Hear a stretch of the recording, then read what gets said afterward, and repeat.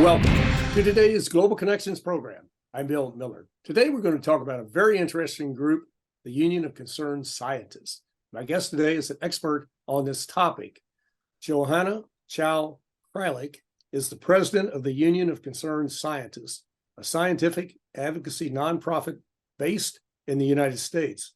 She has represented the organization in lobbying Congress and business leaders in a variety of areas, especially with climate change, attacks on democratic institutions, and the threat of nuclear war. She is very active, and I'm so delighted she's with me today because we're going to talk about three really important topics. Johanna Chao Kreilick, welcome to today's Global Connections program. Thank you so much, Bill. Just delighted to be here with you. I appreciate you being with me. Let's start off with a very basic question. What is the Union of Concerned Scientists? So the Union of Concerned Scientists, also known as UCS, is a national nonprofit organization. We were founded over 52 years ago by scientists from the Massachusetts Institute of Technology. They were concerned about nuclear weapons and the militarization of scientific research. So they held a protest on March 4th, 1969, and issued a statement calling for research to be directed away from military technologies and towards solving pressing environmental and social problems. That was the seed and the taproot of the work of the Union of Concerned Scientists. And our mission truly is to put science into action for the public good. We advocate for a healthier planet, a safer world, and a more equitable society. Mm-hmm. Now, is your organization open to general membership? Are you a 501c3 group, or how does that work? Absolutely. We are a 501c3 nonprofit. Which means we don't advocate for political parties or candidates running for election. We prize and pride ourselves on our nonpartisan nature, and we would absolutely be open and invite any of your listeners to join us. You can reach us at www.ucsusa.org. We have over 500,000 members and supporters, including many scientists from disciplines and fields, hard science, social science, engineers, etc., but many, many everyday people who understand the importance of science and the importance of putting science into action for the public good. So we really, truly welcome everybody. Yes. Well, Johanna, that's a very noble goal, and it's one that we should all be involved with and support. But let's jump right into these three topics. They're all very important, and they are life-threatening in every case, to be quite honest. But let's talk about the giant in the room, as they say, the 800-pound gorilla, climate change. What are you doing to help raise our awareness to the problems of climate change and what we can do to be helpful in confronting this crisis that affects all 8 billion people on the planet? Well, it's a great question, Bill, and you're absolutely right. The climate crisis is only intensifying every day. As a science-based advocacy organization, we at the Union of Concerned Scientists are creating and generating our own evidence base and research, including lifting up the good, trusted research of others to really put into action on policy on all dimensions of climate change. And by climate change, we're trying to tackle that problem from a number of different angles, which I will unpack for you in a moment. But just quickly for your listeners, I did want to underscore what an unprecedented moment it is for climate-driven impacts now. I think everyone is at least directly impacted, if not 1 degree of separation away from dangerously high temperatures, rising seas, deadly wildfires, torrential rainfall, devastating hurricanes. And certainly if you haven't experienced it yourself, you've seen it in the news and in the media. We also know from experience and evidence that low-income and racially marginalized communities are suffering the first and worst from the intensifying climate impacts. These impacts are getting worse, and the costs of them are going to mount dramatically if we don't both bring down fossil fuel emissions and work with communities around the country and around the world to adapt to the already baked in climate impacts that are underway.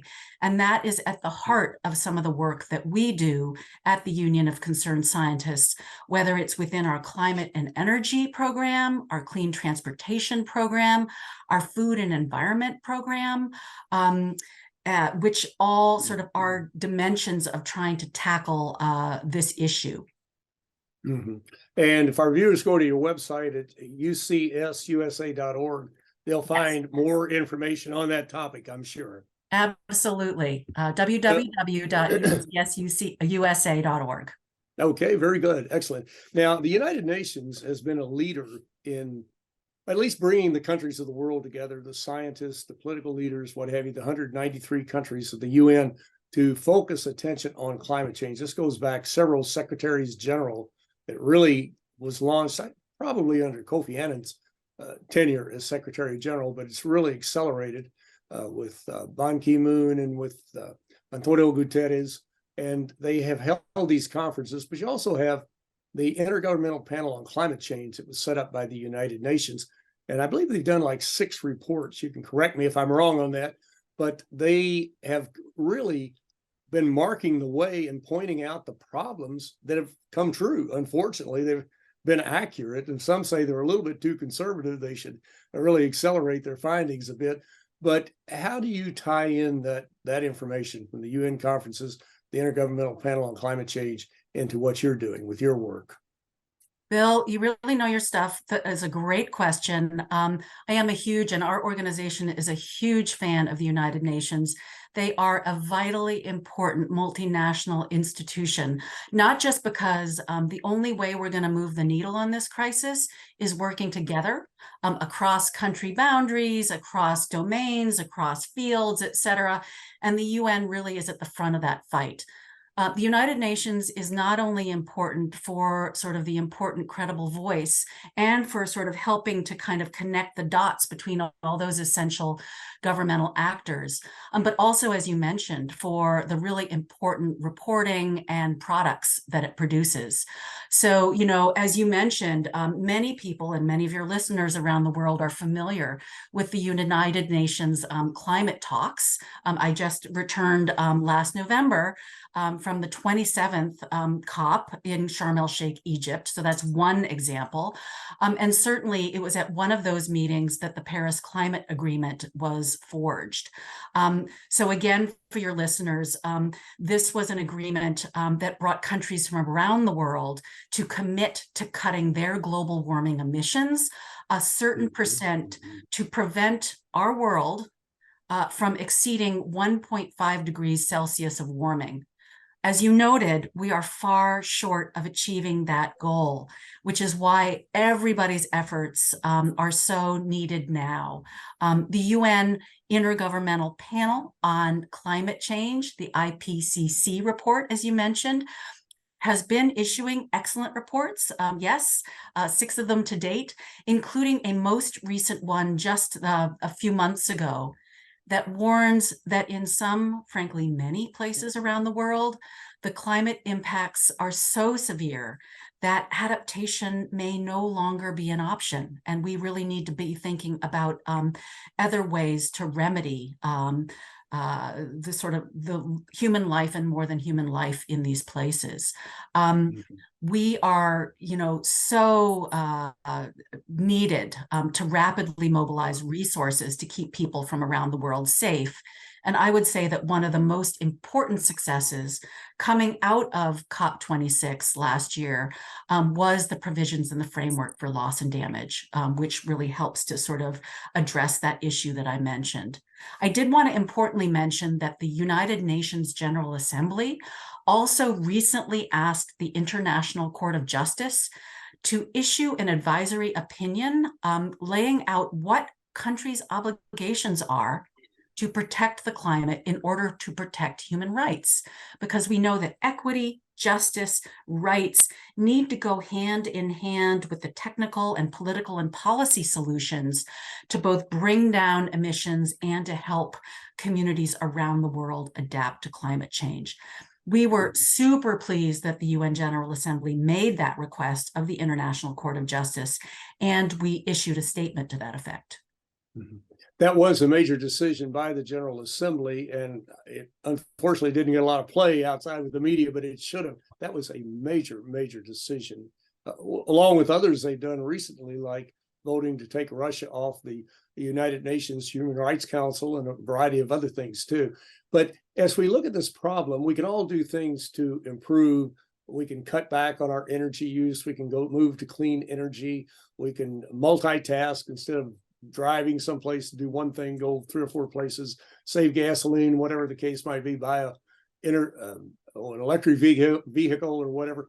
But what can citizens do more to move the ball forward? Because we're running out of time on trying to get this climate change crisis under control, or at least slow it down. What else can we do that you can think of?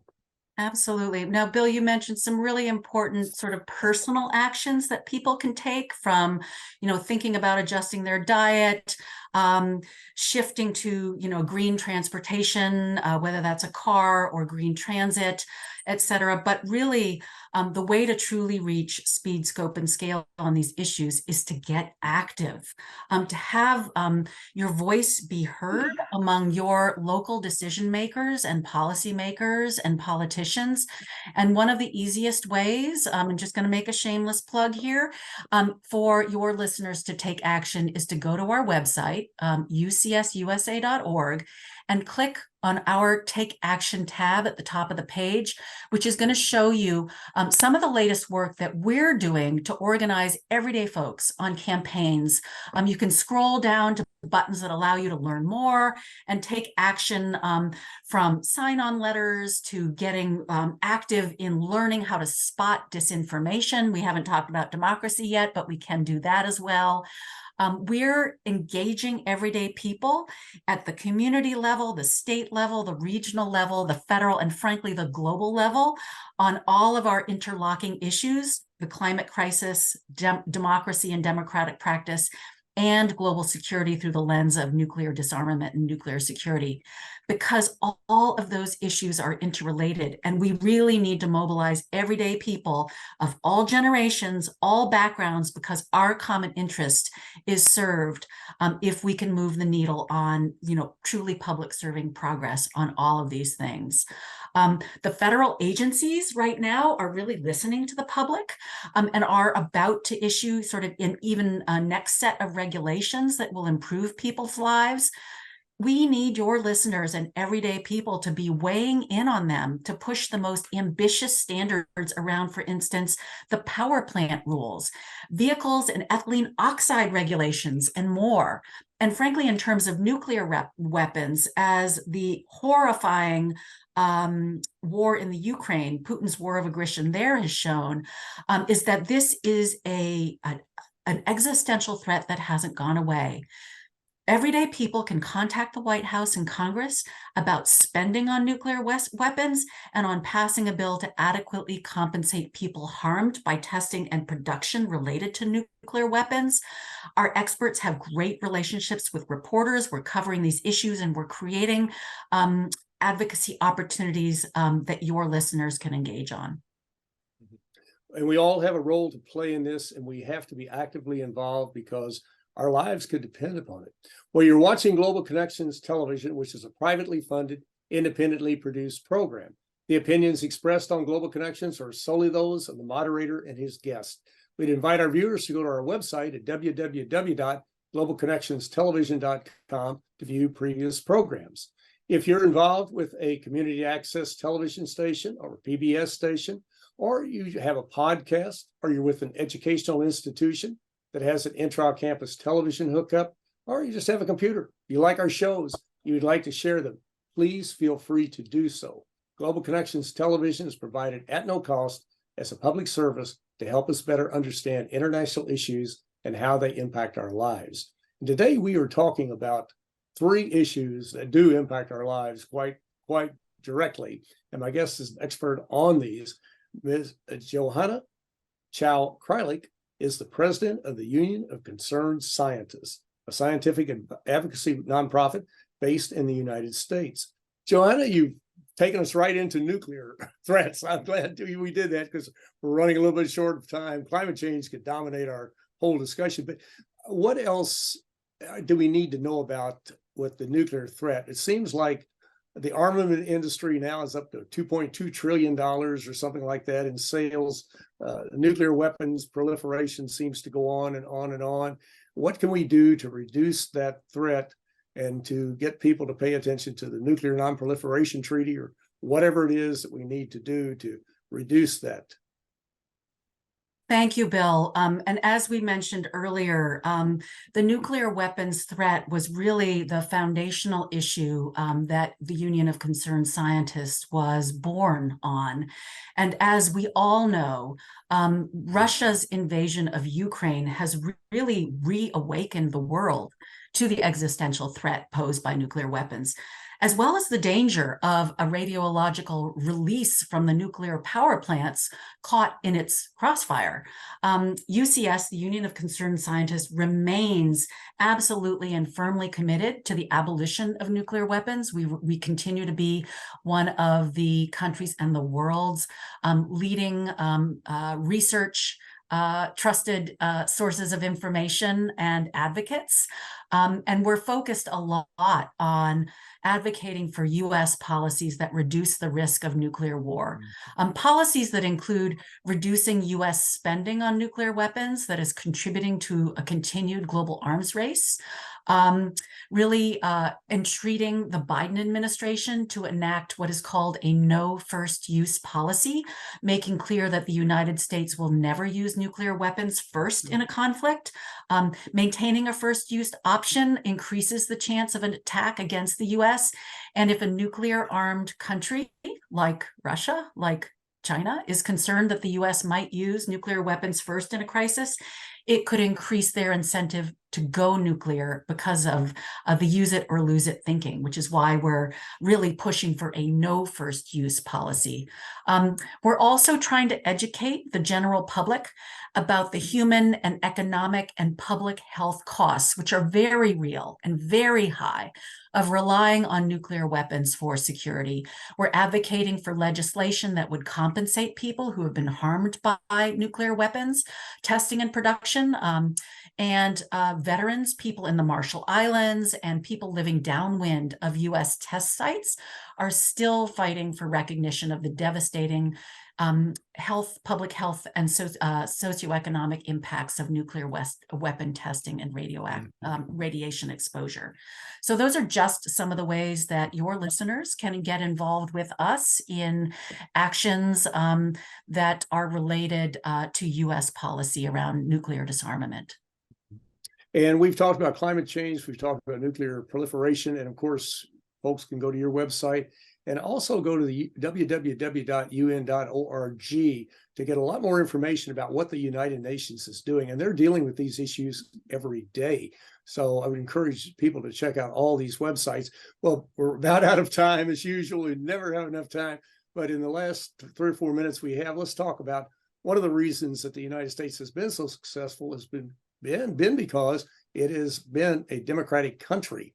And we see our democratic institutions under attack every day. How do you view it from UCS's standpoint? And what are the threats there?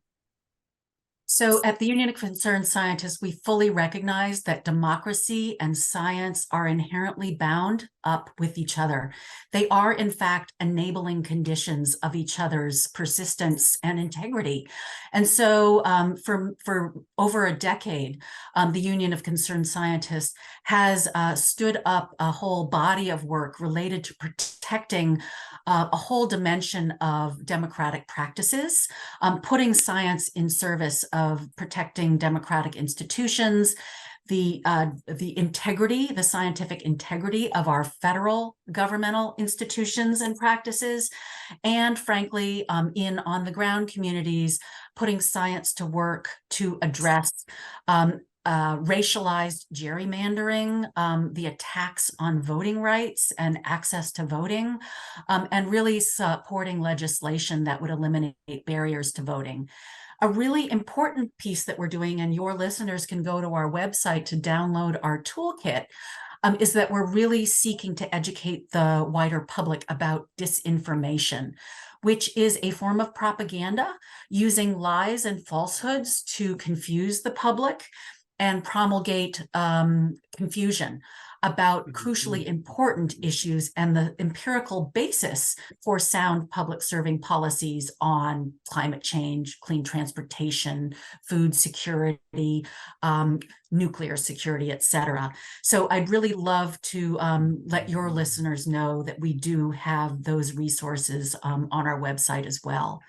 And one last thing, a key part of our climate work, our democracy work, our nuclear security work is really joining science with justice to really recognize that those hit first and worst on all of these issues are disproportionately Black, Brown, Indigenous, and low-income communities.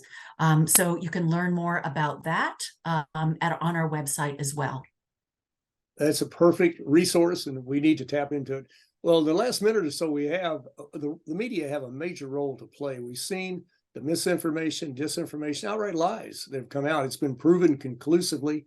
Fox News, Tucker Carlson, they have put out just a barrage of lies to their viewers, and they knew they were lying. And that's not just with Fox. It runs across the board, I think, to some degree, but they've just been one of the major transgressors in this area.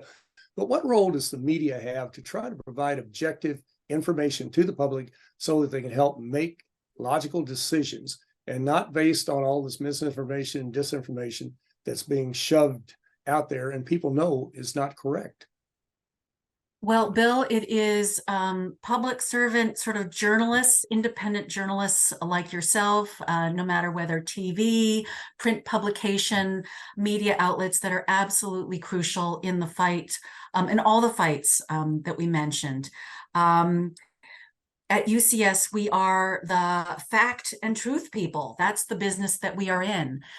We stand ready and willing to put really trusted, rigorous, independent research and data in the hands of journalists, publications. It's why we're so grateful to be invited here on your show.